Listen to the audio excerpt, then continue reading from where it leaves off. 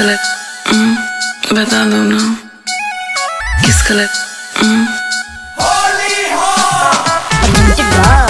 Adishakti films. किस colour की?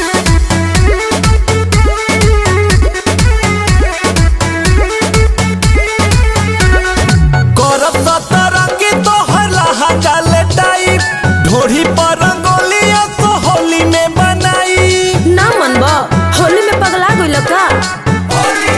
करब सतरंगी तो हला गाले टाइप ढोरी पर रंगोलिया तो होली में बनाई करे जा कोई सन।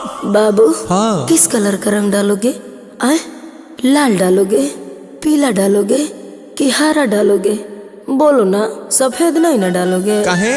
दर्द करे लगे मोर कमरिया पतरा का, डोली हो जनी रंगावा उजरा का, डोली हो जनी रंगावा उजरा का।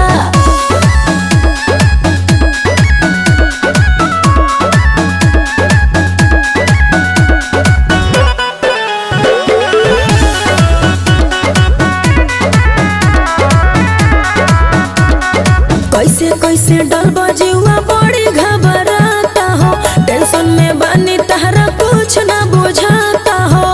धीरे धीरे सब बुझाए लगे। चुप रहो। नहीं पर पनाई कोही नहीं छछनाई हो, जाई जब भीतर तो बड़ी मजा आई हो। अरे सबर कर बाबू कहाँ कहाँ डालोगे? ऊपर डालोगे कि नीचे डालोगे? आय हाय बोलो ना, बीच में नहीं न डालोगे? लेके पीछू करे दे रोवा करो बड़ा का, डोली हो जनी रंगावा उजरा का, डोली हो जनी रंगावा उजरा का।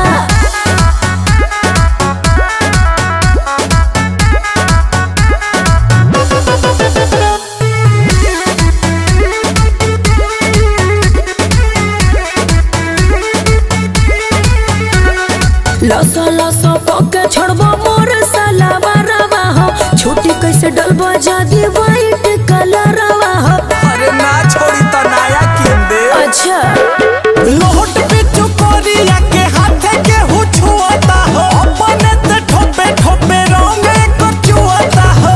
अरे मुदा ए बेस। बाबू कितना बार डालोगे? एक बार डालोगे? 2 बार डालोगे?